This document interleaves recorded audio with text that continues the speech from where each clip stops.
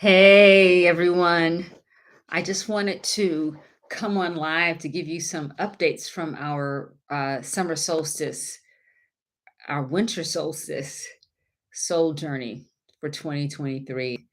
We completed our group time this morning, and this evening I'm having a private, small, in person ceremony at my home. And I just wanted to share some of the juicy things that have come up for me during this retreat. Number one, winter is about it being cold, slowing down, spending more time, resting. And in North America, this tends to be one of the busiest times of the year. So being in a container where you're being asked to rest, to release, to root, when everything else in the culture is telling you to speed up, to go to 100 different things and make big lists and buy lots of stuff and ship it all out before it's, quote, "too late." What a countercultural space to be in that values relationship with self, relationship with the earth, with trees, with the sunset, with the sunrise. So I So the first thing I got was a chance to root myself in another time, in longer time, in slower time. The second thing that was so valuable was to look at releasing ideas and expectations from this overculture, from colonized thinking. The three pieces or constructs that we released this time were either or thinking. So it's your good or your bad. It's all one way. You have to do all one thing or the other. We release that. And instead, what we focused on was holding and releasing, holding and releasing, holding and releasing. Recognizing there's ebb and flow, there's inward, outward, there's inhale and exhale.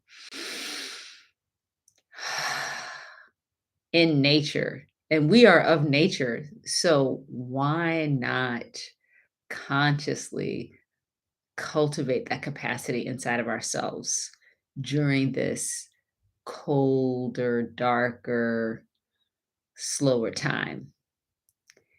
The second mental construct from colonized thinking that we released was the idea that we're trying to get somewhere, that we're going in a linear line. Instead, we played with cycles, viewing ourselves as in a circular or spiralic motion.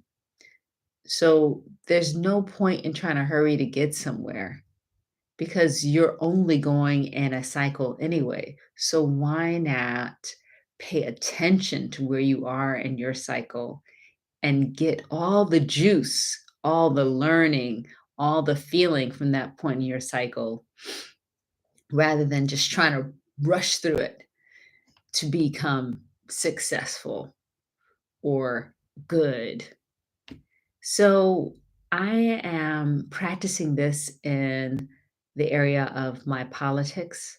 Like, how am I cultivating peace? How am I building peace right now in the midst of uh, awful, horrific violence and narratives that dehumanize people on all sides?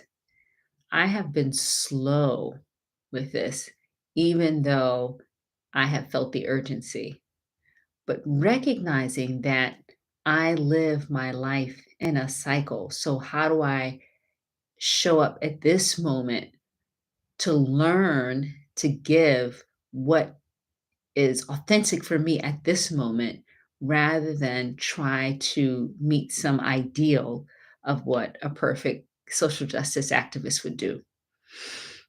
Hmm, that is really important. And that takes a lot of internal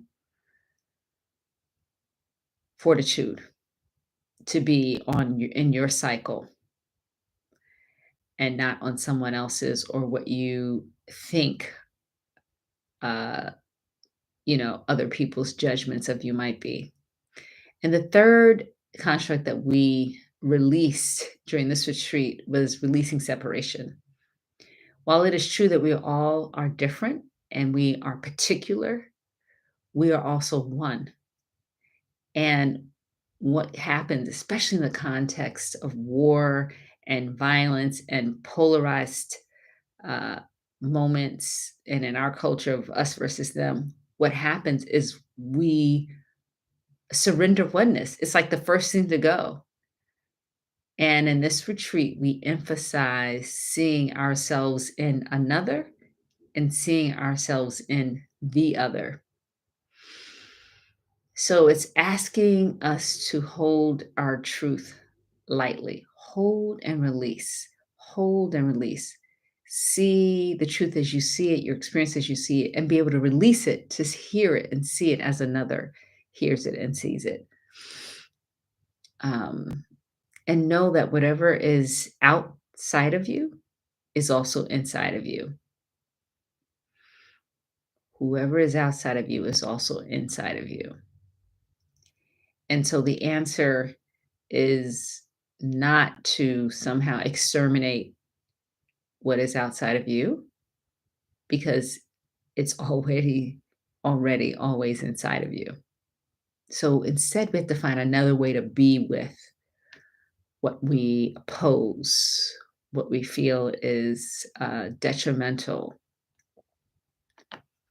So those are some of those releasing things, and resting was so beautiful because we understood resting to be, yes, doing meditations, watching your breath for 5 minutes. Those are restful, full of rest with only 5 minutes. Whereas if you binge on alcohol or Netflix, you are, you may be avoiding taking in stimuli that, uh, you know, harasses you, but you're still taking in a lot of stimuli that is depleting you, whereas rest leaves you with a sense of fullness. So we practice resting by talking more slowly, moving from one thing to another more slowly, saying no to opportunities and invitations, and by starting off our day, the first half hour of the day and the last half hour of the day without screens, journaling, breathing, um, getting inside of our bodies with various kinds of meditations, sound healing. So, resting is not all or nothing, and it is not necessarily the cessation of all action. And finally, the third theme was root. And we imagine our roots way deep in the ground, commingling with the roots of trees and commingling with the roots of other humans and ancestors and my mycorrhizal mushroom situations. We just really allowed ourselves to imagine and remember our roots, our unseen roots, our root chakras, and at this time of winter, to simply receive and to store energy in those roots rather than to focus on expelling energy, more storing energy in those roots, being with those roots, absorbing, absorbing, absorbing, absorbing. So those are some of the beautiful, beautiful, beautiful lessons, beautiful, beautiful opportunities of this retreat. And what I found was it came during the midst of some personal crises in my community and home life.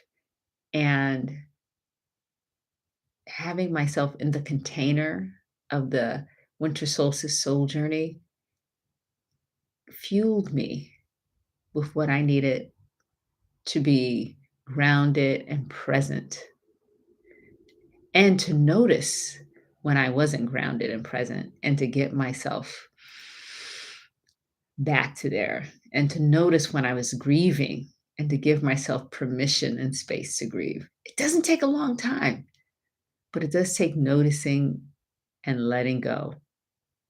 All right, so I can't wait to see you at our next Soul Journey retreat, and I hope that this has been helpful to you. If you want to do your own winter solstice soul journey, please just check out my website, dramandakemp.com. Email me, Amanda at dramandakemp.com, and um, focus on these three themes: release, rest, and root. Release, rest, and root. And that will lay the basis for you to emerge from this winter with energy and a refreshed heart for the new year. Love you.